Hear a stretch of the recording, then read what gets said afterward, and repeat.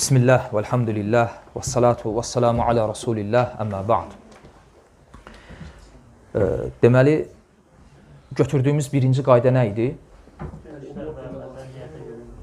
Ərəbcə kim deyər?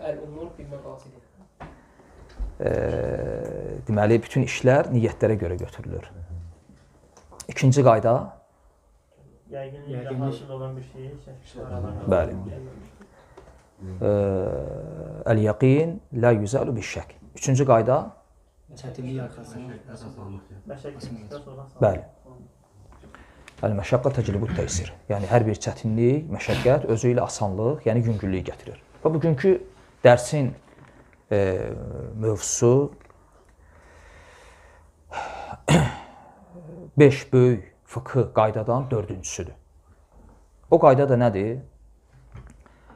Xüsusən bu qayda qardaşlar arasında, ümumiyyətlə insanlar arasında, cəmaat arasında, qonşular arasında, tacirlər arasında, məsciddə, yəni tətbiq olunan bir qaydadır. Yəni bir növ cəmiyyətə bağlı, ictimai bir qaydadır. Ona görə diqqətli olmaq lazımdır. Qayda budur ki, lə darar və lə dirar. Qısa bir qaydadır. Lə darar və lə dirar. Bu qaydanın mənası nədir? Qaydanın mənasına keçməmişdən qabaq, qaydanın dəlli nədir? Dəlli budur ki, qalə Rasulullah sallallahu aleyhi və səlləm, Allah Rasulü aleyhissalatu və səlləm dedi ki, lə darar və lə dirar.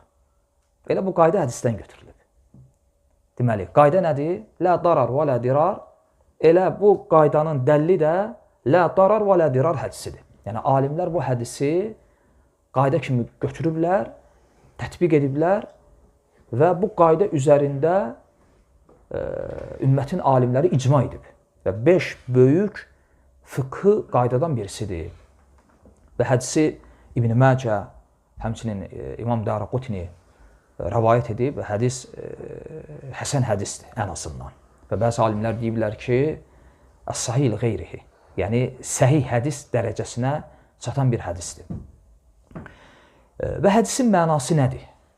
Həm hədisin, həm də qaydanın mənası nədir? Qaydanın mənası barədə alimlər ixtilaf ediblər. Mənası budur ki, lə darar, yəni zərər. Yəni, zərər vermək yoxdur. Zərər vermək olmaz. Və lə dirar. İxtilaf xüsusən olub dirarda. Alimlər ixtilaf ediblər ki, bu kəlmənin mənası nədir? Hədisdə varid olan. Bəzi alimlər deyiblər ki, elə bu mənadadır. Yəni, lə darar və lə dirar elə eyni mənadır. Sadəcə olaraq Allah Rasulü bunu, bir sözü 2 dəfə təkrar edib. Yəni, təkid babında bir kəlməni 2 dəfə təkrar edib. Yəni, bizim dildə belə tərcümə etmək olar ki, zərər vermək olmaz, ziyan vurmaq olmaz. Kəlməni dəyişdim, ziyan, zərər, amma dinləyən nə başa düşdü? Təkid mənasını. Zərər vermək olmaz, ziyan vurmaq olmaz. Bəzi alimlər belə deyiblər. Amma doğrusu budur ki, burada dirar, darardan ayrı mənası var. Çünki biz bundan qabaq da demişdik ki, qayda var ki, ət-təsis əvlə minət-təkid. Təfsir qaydasıdır. Yəni, yeni bir məna gətirmək əvvəlki mənanı təkrar etməkdən daha yaxşıdır. Və ya i'malul kələm əvlə min ihmalihi. Yəni bir sözü, bir kəlamı işlək vəziyyətə gətirmək, onu ihmal etməkdən, iptal etməkdən, ləğv etməkdən daha yaxşıdır. Və ona görə əksər alimlər deyiblər ki, bu qaydada, bu hədisdə təkid mənası deyil. Kəlmələrin mənası ayrıdır. Lakin mənası nədir? Bunda ixtilaf ediblər.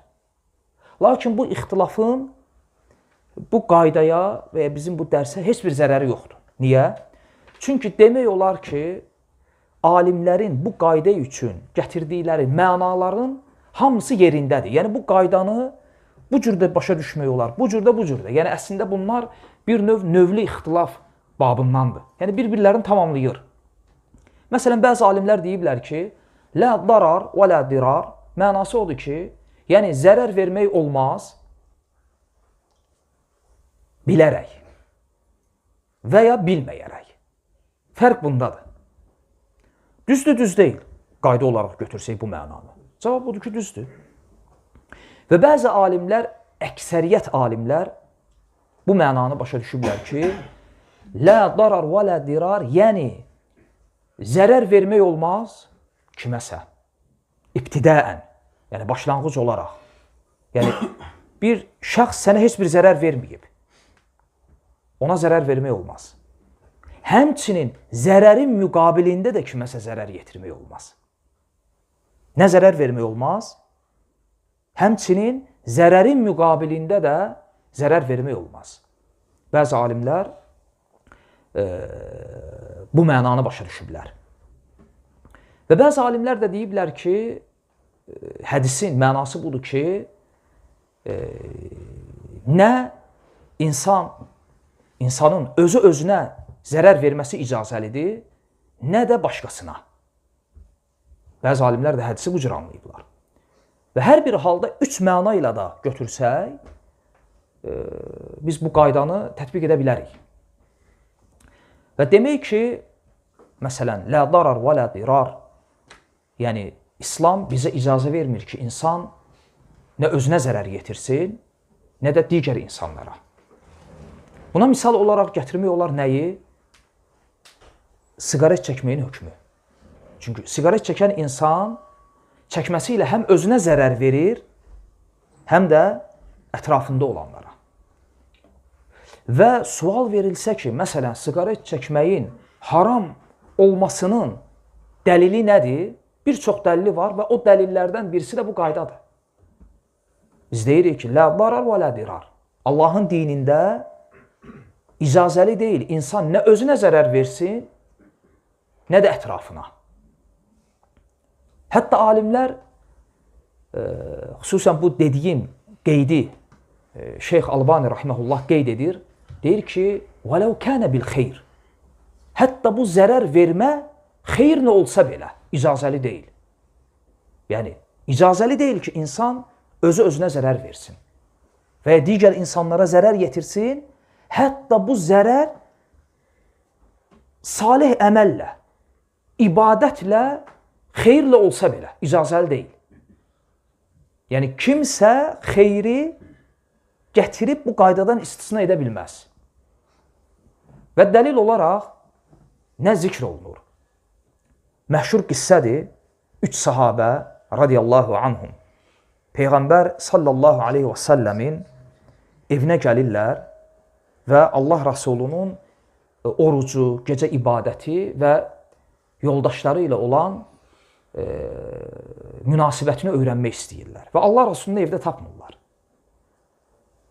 Və möminlərin analarından biri həmin 3 sahabəyə Allah Rasulunun necə oruç tutduğu, necə gecə ibadəti etməsi, yoldaşları ilə olan münasibətindən xəbər verir. Və sahabələr çıxıb gedirlər və onlar özlüklərində ictihad edirlər ki, əgər Allah Rasulu belə oruç tutursa, o zaman mən bütün günə oruç tutacam. Yəni, oruç tutmadığım gün olmayacaq. Və digər sahabə ictihad edir ki, əgər Allah Rasulu keçmiş, gələcək bütün günahları bağışlanmış, xətalardan məsum birisi belə ibadət edirsə, mən gecələri yatmayacam, bütün gecəni ibadətlə keçirəcəm. Və digər 3-cü sahabə də deyir ki, yəni əhd edir, söz verir özünə ki, mən yoldaşlarımla yaxınlıq etməyəcəm. Və Allah Rasulu evinə gələndə zövcəsi bu hadisəni ona xəbər verir. Çünki həmin sahabələr bu sözü verəndə möminlərin anası orada idi, yəni eşitmişdi. Və Allah Rasulu o sahabələri çağırır və təbii ki, bunu onlara qadağan edir. Və onlara başa salır ki, bu düzgün deyil. Mən oruç da tuturam, elə günlər olur, oruç tutmuram. Gecə ibadətində də dururam, bir qismini ibadət edirəm, digər qismini yatıram, dincəlirəm və yoldaşlarımla da münasibətim belə-belədir. Və sonra buyurur ki, mən rəğibə an sünnəti fəleysə minni. Mənim sünnətimdən üz çevirən məndən deyil. İndi biz bu hədisə baxsaq, biz bu hədisdə nəyi görürük? Bu sahabələrin bu əməlləri, hər üç əməl də özlüyündə xeyr idi ya yox? Yəni oruç tutmaq, gecə ibadəti, bunlar hamısı xeyirdir. Lakin bu xeyirdə onlara, nəinki onlara, hətta ailələrinə, övladlarına, yoldaşlarına zərər var idi ya yox? Zərər var idi.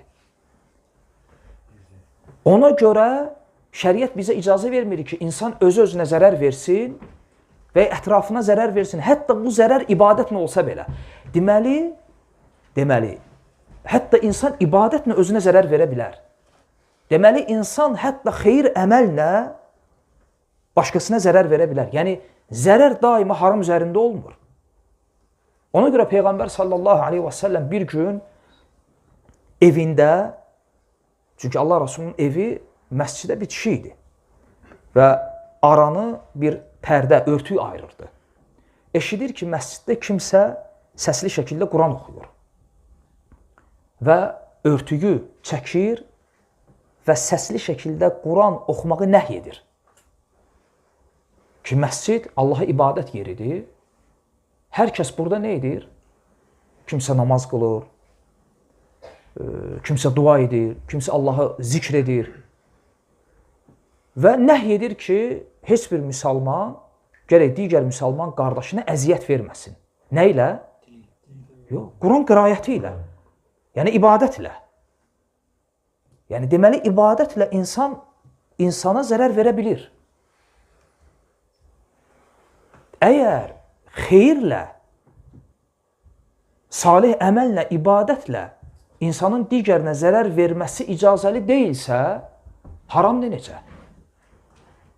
Məsələn, yan-yana cəmaat namazında eyni səhvdə ibadətə duran 2 nəfər, xüsusən səsli namazlarda, biri səsli şəkildə oxusa, yanındakına zərərdir ya yox? Qadağandır ya yox? Qadağandır. Hətta bu hədis olmasa belə, bu qayda bunun dəllidir. Bir də təsəvvürlə biri sarımsaq, soğan yeyib gəlir məscidə. Bunun müsibəti daha böyükdür. Və biz deyirik ki, lə darar və lə dirar. Nə insanın özünə, nə də ətrafına zərər verməsi icazəli deyil. Hətta bu zərər xeyr üzərində olsa belə, xeyr əməllə olsa belə, o zərərə səbəb xeyr əməl olsa belə, icazəli deyil. Həmçinin alimlər bu qaydanın əhəmiyyəti baxımından qeyd ediblər ki, ümumiyyətlə bu qayda demək olar ki, dini yarısını əhatə edir. Nə üçün? Çünki ümumiyyətlə Allah Azza və Cəllənin əmr və qadağanları nəyin üzərində qurulub? Dər'ul məfəsid və cəlbul məsalih.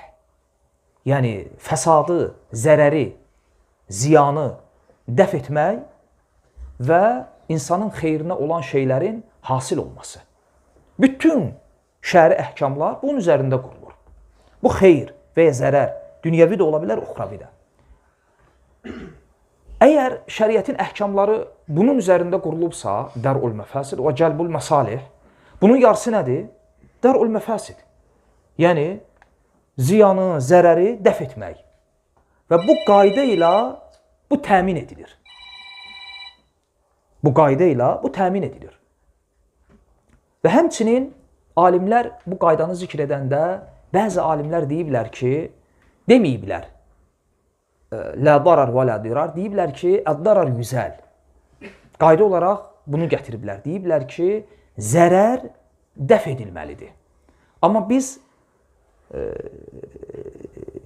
əd-darar yüzəl ləfsini seçdik, yoxsa lə darar və lə dirar? Lə darar və lə dirar. 2 səbəbə görə. Birincisi, çünki hədisdə varid olub. Biz deyirik ki, Allah Rasulunun sallallahu aleyhi və səlləmin sözü daha şamildir, daha kamildir. Çünki biz desək ki, əd-darar yüzəl qayda olaraq, yəni zərər mütləq aradan qaldırılmalıdır, bu bir tərəflidir. Amma biz deyəndə ki, hədisdə olan ləfsi qayda olaraq qoyanda, bu daha kamildir, daha əhatəlidir. Deyəndə ki, lə darar və lə dirar, yəni izalə edilməli, dəf edilməli zərər hansı zərərdir? Həm insanın özünə dəyən, həm ətrafına dəyən. Həm insanın ibtidaən etdiyi, həm də hansısa zərərin müqabilində etdiyi zərər. İnsanın bilərək etdiyi və ya bilməyərək ətrafına vurduğu zərər. Yəni, zərərin bütün növləri şəriət bizə əmr edilir ki, nə olmalıdır? İzalə edilməlidir, aradan qaldırılmalıdır. Lakin, alimlər deyirlər ki, əd-darar yüzəl bi qədril imkan. Bu məqamda bu qaydanı zikr edirlər ki, zərər imkan daxilində dəf edilməlidir. İmkan daxilində. Bu qaydanı nə üçün zikr edirlər? Çünki bəzi insanlar belə başa düşüblər ki, əgər bir məsələdə bir zərər hasil olubsa və mən ola bilsin o zərəri tam aradan qaldıra bilməyim. Əgər zərəri mən tam aradan qaldıra bilmirəmsə, onu olduğu halda da tərk etməməliyəm. Əgər zərərin hətta 10%-ni, yarısını, müəyyən bir qismini aradan qaldıra bilirsənsə, onu etməlisən. Bu qaydaya görə, bu hədisə görə. Ona görə alimlər qayda olaraq qeyd ediblər ki, əd-darar yüzəl bi qədril imkan. Yəni, hər bir zərər, ziyan imkan daxilində aradan qaldırılmalı, dəf edilməlidir. Yəni, zərərin deməli aradan qaldırılması üçün insanın gücünün çatmağı şərtdir ya yox? Gücünün çatmağı şərtdir. Və bunun dəlili Peyğəmbər sallallahu aleyhi və səlləmin bu hədisidir ki, mən rəə minkum munkaran fəlyuğayyirhu biyədih. Sizdən kim bir münkər görsəz, çünki bütün zərərlər münkərə daxildir. Onu neynəsin? Öz əli ilə dəyişsin. فَإِلَّمْ يَسْتَتِعْ فَبِلِسَانِهِ فَإِلَّمْ يَسْتَتِعْ فَبِقَلْبِهِ وَذَٰلِكَ أَضْعَفُ الْإِيمَانِ. Əgər əli ilə o münkəri, o zərəri, o ziyanı aradan qaldırmağa gücü çatmasa, nə etsin? Dili ilə onu dəyişsin. Əgər buna da gücü çatmasa, nə etsin? Qəlbi ilə. Deməli, Allah Rasulü aleyhissalatu vesselam münkərin aradan qaldırılması üçün gücün çatmasını şərt qoyub, yoxsa qoymayıb? Şərt qoyub. Buna əsasən alimlər deyiblər ki, hər bir zərər aradan qaldırılır insanın imkanı daxilində. Gücü nəyə çatırsa onu da etməlidir. Yəni, qul həmin anda bununla mükəlləfdir. Və həmçinin bəzən olur ki, ortada hansısa bir məsələdə iki zərər olur. Yəni, ortada bir zərər var. Mən bu zərəri aradan qaldıra bilərəm. Lakin bu zərəri aradan qaldırmağımla başqa bir zərər ortaya çıxacaq. O halda şəriət həmin zərəri aradan qaldırmağı nəhy edir, qadağan edir. Və bu məqamda alimlər qayda olaraq deyirlər ki, əd-darar lə yüzəlu bimithli. Bir zərər öz səviyyəsində olan, öz mislində olan digər bir zərərlə aradan qaldırılmaz. Məsələn, tutalım bir insanı tutublar, təhdid edirlər ki, biz bu misalı başqa qaydada da zikr etmişdik və bu qaydada da bu misalı qeyd etmək olar. Filankəsi öldür, yoxsa səni və ya övladını öldürəcək.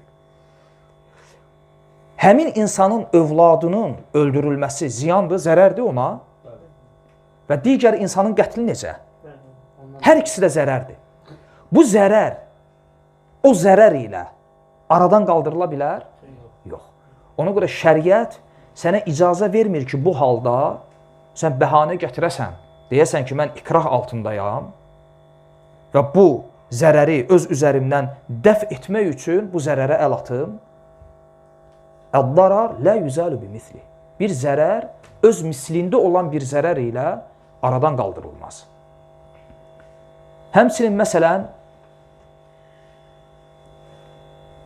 tutalım bir insan özü kasıbdır və qohumlarından kimsə kasıbdır Və bu əlində olan, hansı ki, əlində olan pulu, parası, bunun övladına, gündəlik yeməyinə, içməyinə çatan bir miqdardır. Özü kasıbdır və hansısa bir qohumu da kasıbdır və ya qonşusu kasıbdır. Yəni, eyni səviyyədədirlər.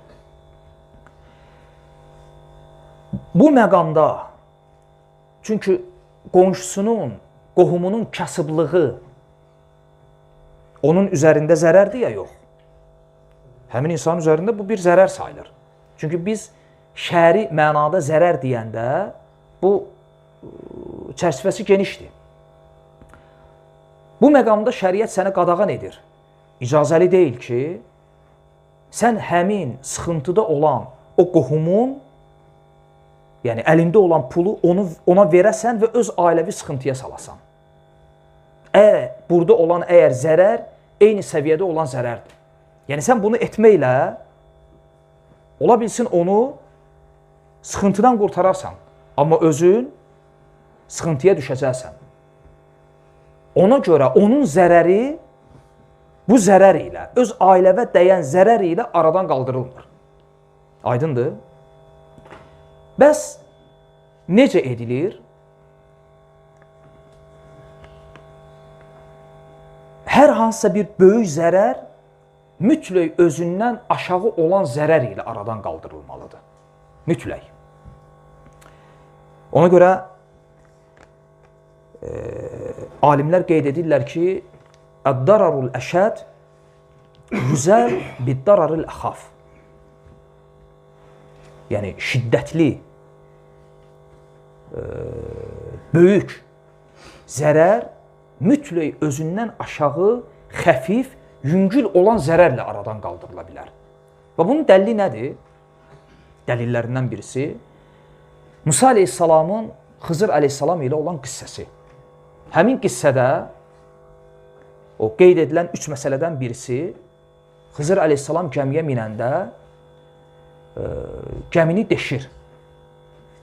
Yəni, xarab edir. Və sonra Musa əleyhissalama onun səbəbini bildirəndə deyir ki, bu gəmi miskin insanların gəmisi idi ki, onlar bu gəmi ilə nə edirdilər? Dənizdə balıq ovlayıb bununla dolanırdılar. Və həmin gəminin arxasında bir padşah gəlirdi, onun niyyəti o gəmini ələ almaq idi. Və Xızır əleyhissalam o gəmini xarab edir ki, o gəlib gəmini yaxşı vəziyyətdə görməsin və onların əlindən almasın. Deməli, burada Xızır əleyhissalam böyük zərəri kiçik zərərlə nə elədi? Dəf etdi. Çünki əslində dənizin ortasında bir gəmini deşmək, xarab etmək onun sahibinə, özdə izni olmadan bu zərər vurmaqdır ya yox, bu zərərdir. Lakin Xızır əleyhissalam Allahdan ona nazil olan vəhiy ilə, xəbərlə bilirdi ki, bunu etməsə daha böyük bir zərər gələcək. O da nədir? Həmin gəminin sahiblərinin əlindən qəsb edilməsi, zülmlə. Və bu böyük zərəri Xızır əleyhissalam nə etdi? Kiçik zərərlə aradan qaldırdı. Yəni, bu qaydanın dəlillərindəndir. Və həmçinin sünnədən misal gətirmək olar, bir gün bədəvi sahabələrdən birisi gəlir, məscidə girir və məscidin bir kənarına bövl edir. Kiçik su başına çıxır və sahabələr üstünə cummaq istəyəndə Allah Rasulü qoymur. Deyir ki, qoy, işini bitirsin. Və işini bitirəndən sonra əmr edir ki, ora su tökülsün və bu hədisdən alimlər bu qaydanı, yəni bu faydanı çıxarıblar.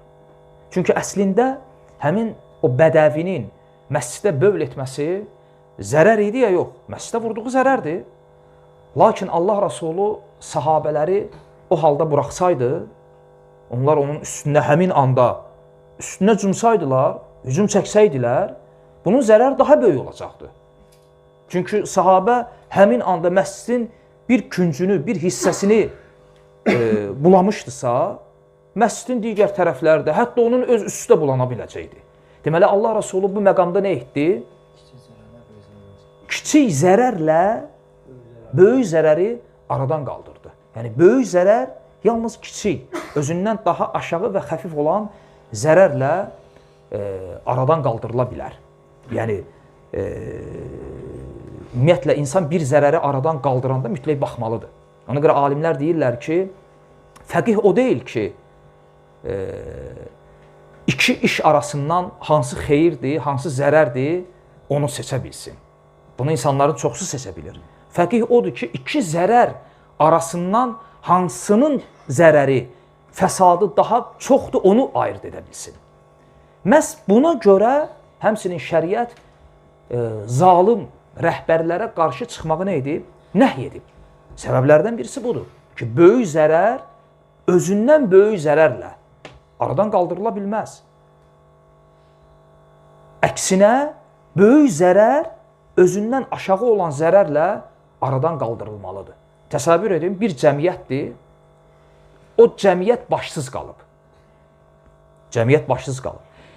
Başsız qalan cəmiyyətdə mal əmniyyətindən, can əmniyyətindən danışmaq mümkündür, danışmaq mümkün deyil. Deməli, bir cəmiyyətin rəhbərsiz, başsız qalmağı zərər sayılır ya yox, fəsaddır ya yox, fəsaddır. İndi biz bu böyük fəsadı aradan qaldırmaq istəyirik. Cəmaət gətirir zalim bir rəhbəri, fasik bir rəhbəri, qoyur ora. Olar olmaz. Olar. Niyə? Çünki cəmiyyətin üzərində, başında bir rəhbərin olmamasının fəsadı daha böyükdür, yoxsa zalim, fasik də olsa bir rəhbərin olmasının? Olmasının. Çünki zalimin, rəhbərin zalim və fasik olması özü özlüyündə, yəni öz hökmü altında yaşayan insanlara zülm etməsi fəsaddır ya yox? Fəsaddır. Bunun fəsadı böyükdür, yoxsa cəmiyyətin rəhbərsiz qalmasının fəsadı? Hə. Ona görə şəriət deyir ki, cəmiyyətin rəhbərsiz qalmasındansa, hətta rəhbər fasik və zalim də olsa mütləq həmin cəmiyyətdə bir rəhbər olmalıdır. Niyə? Çünki böyük fəsadı kiçik fəsad ilə aradan qaldırmaq üçün. Həmçinin məsələn, fıqhi qayda olaraq qeyd etmişəm. Misal üçün bunu tətbiq etsək, bunu sual verəcəm. Məsələn, bir insanın başında və bədənində elə bir yarası var ki, olur. Səcdə etməmiş namaz qılsa, o yaradan qan axmayacaq. Amma səcdə etsə, yaradan qan axma ehtimalı böyükdür. Yəni, iki zərər var ortada. Bir zərər, qan axa-axa namaz qılması. Çünki ümumiyyətlə qanın özünü alimlərin əksəriyyəti nəcis görüb. Və ikinci zərər də nədir? Namazda səcdənin olmaması. Bu da zərərdir. Bu halda hansını seçməlidir? Nə etməlidir həmin adam? Səzdə etməlidir, yoxsa etməməlidir. Niyə görə? Çünki biz deyirik ki, həmin adama sən eybi yox. Yəni, sənin səzdəsiz namaz qılmağın daha yaxşıdır. Çünki bunun zərəri xəfifdir. Nəinki səzdə ilə qılıb namazından, hətta belə fərz etsək ki, namaz pozulmur. Bu rəy üzərindən hətta məsələyə yanaşsaq belə, yəni də belədir. Çünki niyə? Çünki bu bir vaxt namaz qılmır axı, bir vaxt namaz qılsın, sonra yarası sağalsın. Bugün də 5 dəfə qılır. Bu daima təkrarlanacaq. Bunun zərəri o insan üçün daha böyükdür. Aydındır? Bu onu daha çox incidəcək. Ona görə bu halda biz nə edirik? Zərəri xəfif olanı götürürük. Məsələn, Şeyxülislam İbn Teymiyyə Rəhməllahın zamanında o Monqol tatarları gəlib müsəlman torpaqlarına girəndə onlar içirdilər və küçələrdə yatırdılar. Və İbn Teymiyyə Rəhməllahın tələbələrindən bəziləri gəlib Şeyxülislama deyir ki, bəlkə biz onları dəvət edək, başa salaq ki, içki haramdır və s. Şeyxülislam nə deyir? Bu qaydanı tətbiq edir. Deyir ki, yox, qoy elə o halları ilə qalsın. Çünki onların müsəlman torpaqlarında bu halda olmaları fəsaddır. Təsəvvür et, heç vaxt müsəlman cəmiyyətində görülməyən bir şey.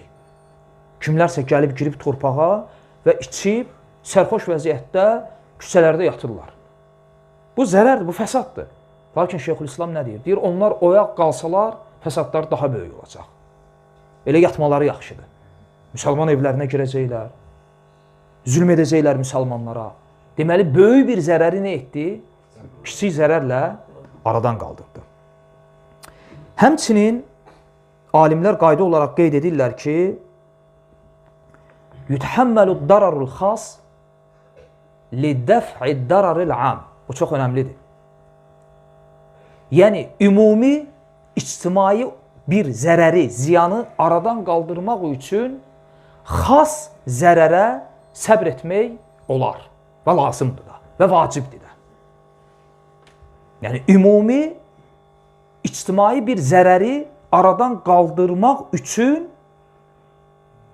xas bir zərərə güzəşt getmək vacibdir. Məsələn, bu barədə sual vermişlər qardaşlar, elə yerinə düşür bu qaydanın tətbiqi orada. Məsələn, elə qardaşlar olur, məscidə gəlir, soyuğa dözümü yoxdur. Xüsusən yaşlı qardaşlarda olur. Və tələb etsə ki, kondisioner söndürülsün. Niyə? Çünki o mənə zərər verir. İsti yay günündə məsciddə kondisioner söndürülsə nə olar? Bütün məscid cəmaatı onun zərərini çəkəcək ya yox. Bu halda biz nə deyirik? Biz deyirik ki, ümumi cəmaata dəyəcək zərəri aradan qaldırmaq üçün o xas zərər ki var, ona güzəşt edilir. Yəni, o ona səbr etməlidir. Aydındır? Yəni söndürülməməlidir. Bu halda nə nəzərə alınır? Ümumi zərər. Yəni, biz dedik ki, iki zərərdir.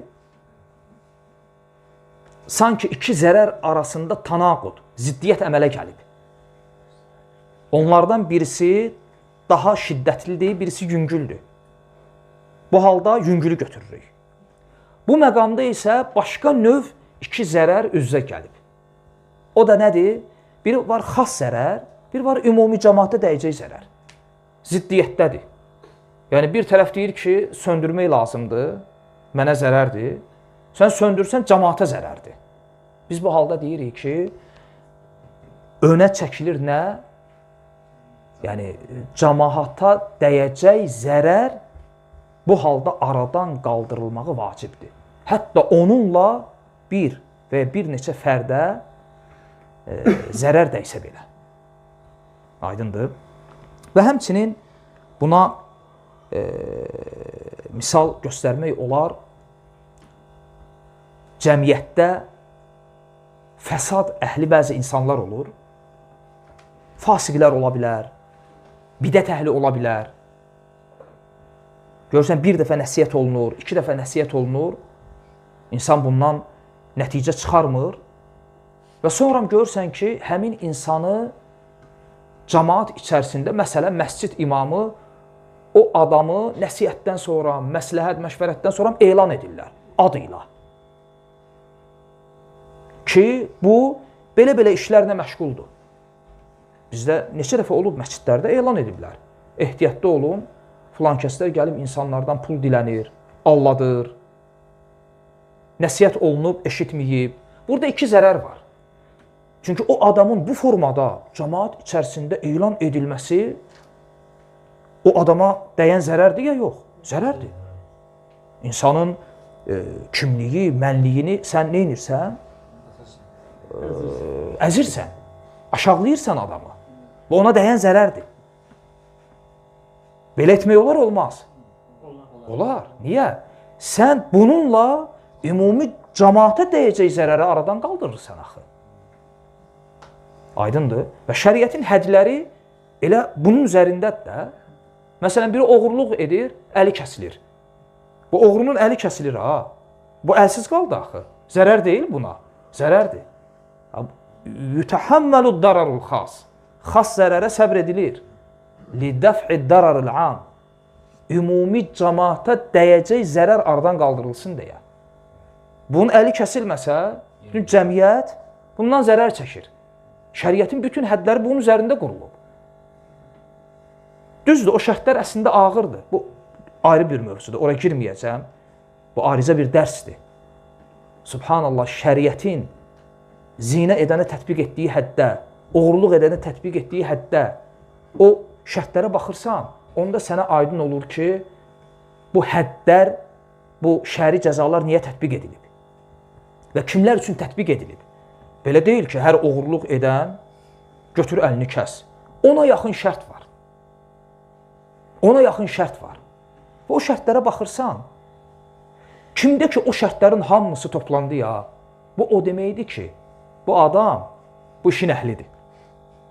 Bu adam əli kəsiləsi adamdır. O şərtlərə baxanda. Məsələn, zinə üçün olan şərtlərə bax. Baxırsan o şərtlərə. O şərtlər o adam üçün qoyulub ki, təsəvvürlə 4 nəfər şahid gətirilməlidir. Gözü ilə görüb. Örtüyün altında yox. Gözü ilə görüb. Hər şey açıq aydın. 4 nəfər. Bunu indi harda eləyib? Bu kimdir? Bu deməli öldürüləsə elə adamdır. Bu deməli cəmaat içində eləyib də bunu. Şəriətin qoyduğu şərtlərə baxırsan, budur. Elə bu qayda üzərində qurulub. Biz bilirik, bəli, ona bu zərər dəyir, əli kəsilir.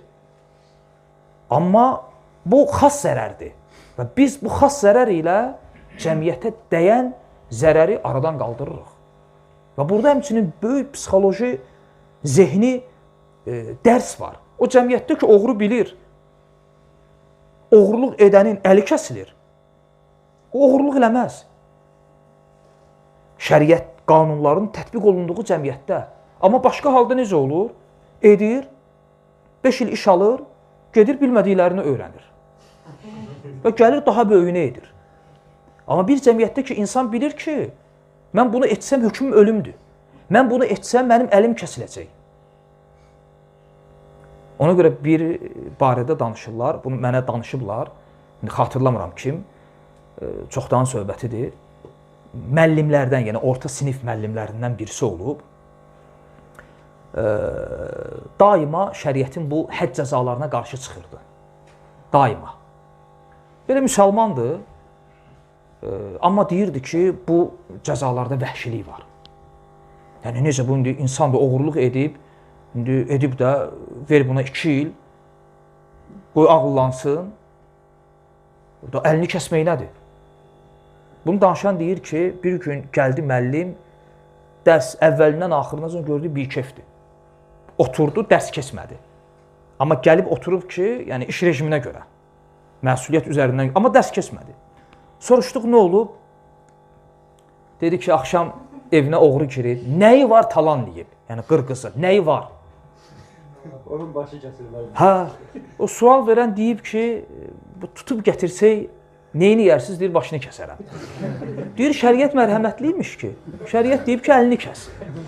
Yəni, sənə qalsaydı, sən başını kəsərdin. Hə, bu qayda da burada tətbiq olunur. Yəni, xas zərər ilə biz ümumi cəmaata dəyəcək zərəri nə edirik? Aradan qaldırırıq. Və həmçinin,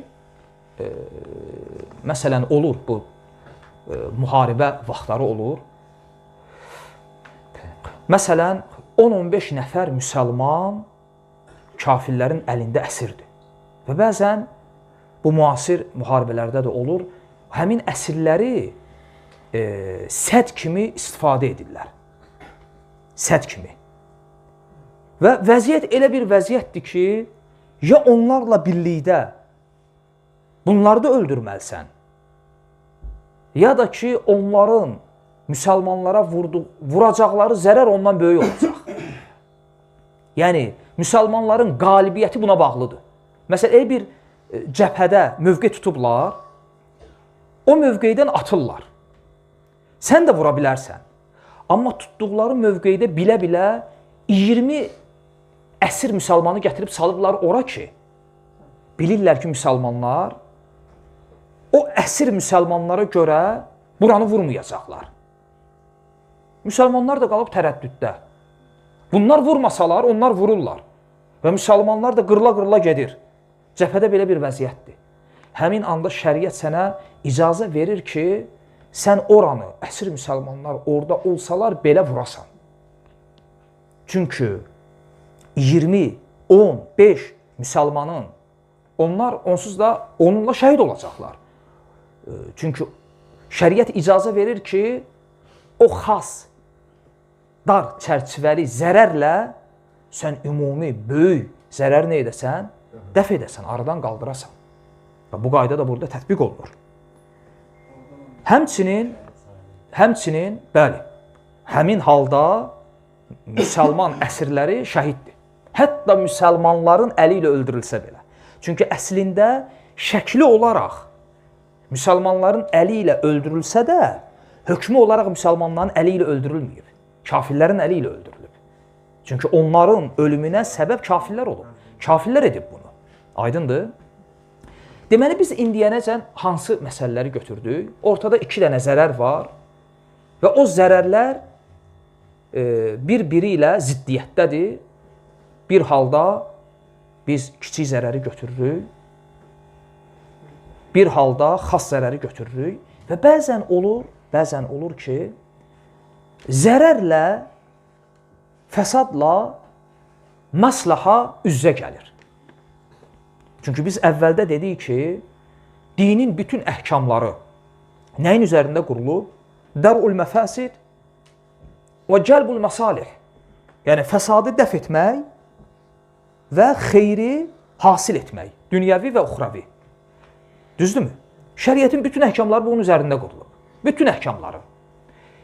Bəzən olur ki, dər'ul məfəsid fəsadla, cəlbul məsalih özü üz-üzə durur. Bu halda hansı götürülür? Əsl budur ki, qayda olaraq alimlər deyirlər ki, təbii ki, dər'ul məfəsid əvlə min cəlbil məsalih. Fəsadın aradan qaldırılması xeyrin hasil olmasından daha önəmlidir. Lakin 2 şərtlə. Əgər bunları cəm etmək mümkün deyilsə, çünki ola bilsin ki, elə bir vəziyyət yaranıb ki, bununla həm ortada bir fəsad var, həm də maslaha. Ola bilsin sən elə edəsən ki, fəsad da aradan qalxa, maslaha, xeyir də hasil ola. Bunu etmək mümkündürsə, cəm etmək edirsən. Söhbət ondan gedir ki, cəm edə bilmirsən. Bu birinci və ikinci şərt də maslaha üstün olmasan. Çünki ola bilsin ki, maslaha üstün olsun. Məsələn, bayaqki döyüş misalını gətirək. Bunun tam əksini. Məsələn, elə bir məqamdır ki, müsəlmanlar mütləq oranı vurmalıdırlar. Mütləq. Müsəlmanların oranı, kafir ordusunun o cəbhəsini, həmin nöqtəni vurmaları nədir? Cəlbul məsalih. Bununla müsəlmanlar üçün xeyir, məsləhə hasil olur, olmur? Olur. Qələbə və s. Lakin ola bilsin orada belə bir vəziyyətdir ki, həmin şəhəri vurmaqla orada uşaqlar, məsum körpələr, qadınlar da ölə bilər. Belə bir vəziyyətdir. Bu da nədir? Fəsaddır. Deməli, burada cəlbul məsalihlə dər'ul məfəsid ziddiyyətə düşdü, düşmədi? Düşdü. Lakin, sizcə burada cəlbul məsalih daha üstündür, yoxsa dər'ul məfəsid? Yox, müsəlmanların qələbəsi. Əgər söhbət nədən gedir? Diqqət edin. Əgər müsəlmanların qələbəsi, yəni bizdə deyirlər, ölüm, itim buna bağlıdır. Söhbət bu məqamdan gedir. Yoxsa başqa bir vəziyyət olsa, bəli. O halda nə edirsən? Vəziyyəti nəzərə alırsan. Elə bir məqamdır ki, o məqamda cəlbul məsalih dər'ul məfəsiddən daha üstündür. O halda biz məsləhətin hasil olmasına baxırıq. Ona görə alimlər bu qaydanın tətbiqi üçün 2 dənə şərt qoyublar. Onlardan birincisi məsləhə üstün olmasın və bir də bu 2 şeyi cəm etmək olmasın.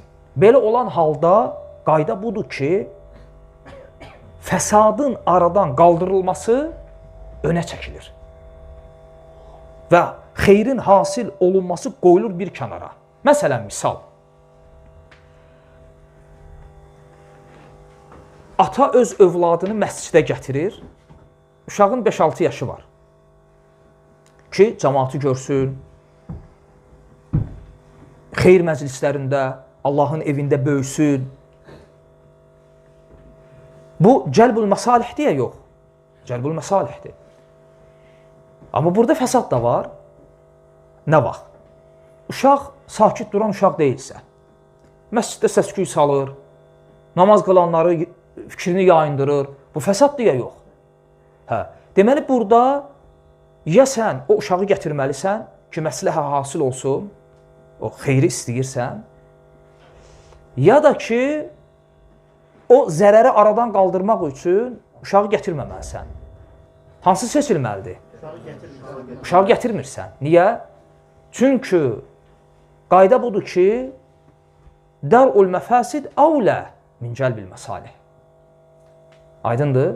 Zərərin dəf edilməsi xeyrin hasil olmasından daha əvlədir, daha üstündür. Sən xeyri düşünmürsən. Bu məqamda nəyi düşünürsən? Fəsadın aradan qaldırılmasını.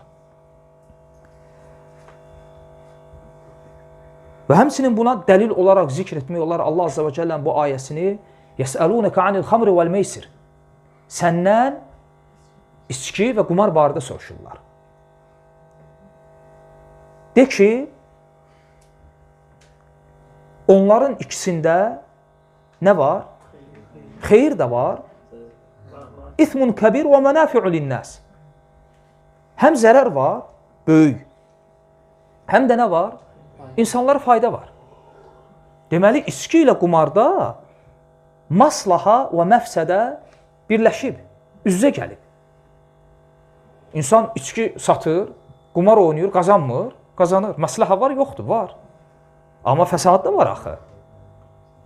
Ona görə Allah Azza və Cəllə buyurur ki, onun zərəri faydasından nədir? Daha böyükdür, daha çoxdur. Və ona görə şəriət bunu nə edir? Qadağan edir. Həmçinin, məsələn, bu ibadətlərdə də baş verir. Məsələn, dəstəmaz alanın ağzına, burnuna su alarkən daha çox içəri çəkməsi bəyənilir ya, yox. Dəstəmaz əzalarını yuyanda, məsələn, dirsəyi yumalıdır, biraz artıq yuyur. Bunlar bəyənilir və bu sünnədir. Məsələn, ağzını yaxalayırsan, qarqara eləməyin, bu sünnədir. Və bu maslahadır ya, yox. Bu maslahadır. Niyə? Çünki əcir artıq olur. Amma insan oruclu olsa, bunu etsə, fəsadı ola bilər. O da nədir? Oruc pozula bilər ya, yox.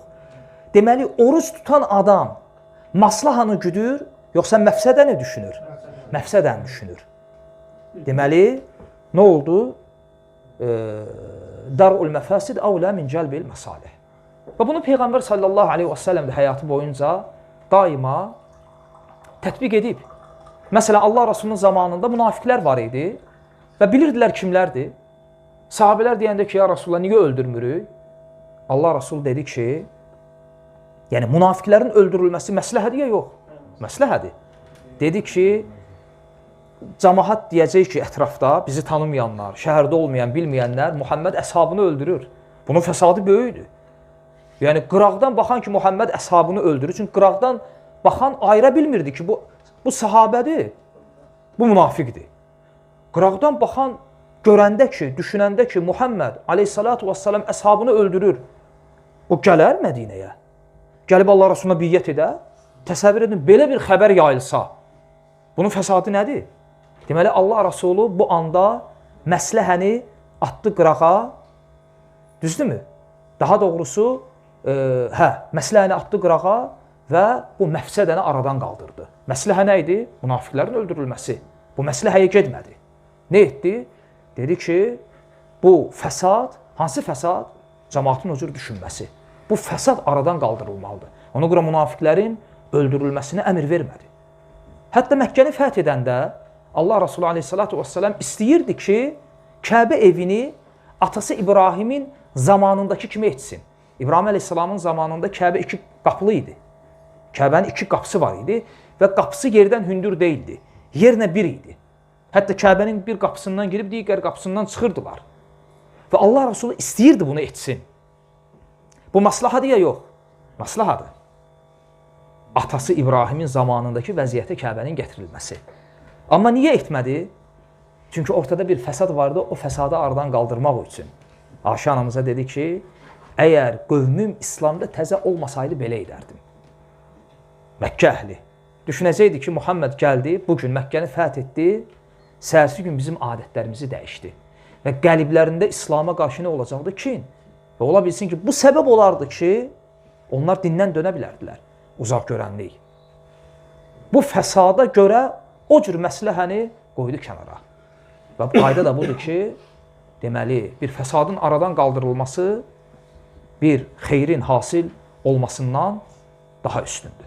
Aydın oldu? Ümid edirəm ki, yormadım sizi. Bəs burada mənim əgər bir insan xəstə gəlir məscidə, onu necə?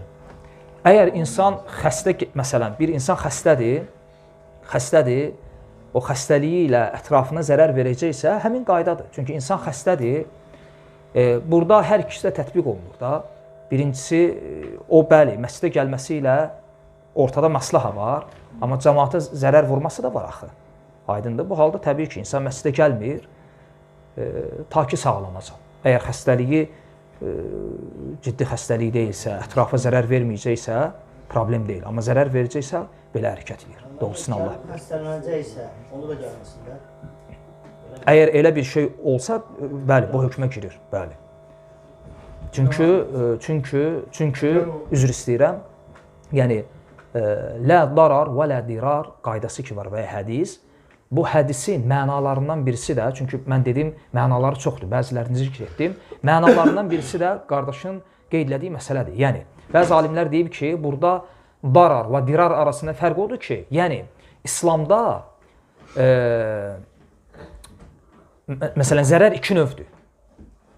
Biri var ki, artıq zərər baş verib, biri var baş verməyib, amma baş vermə ehtimalı var.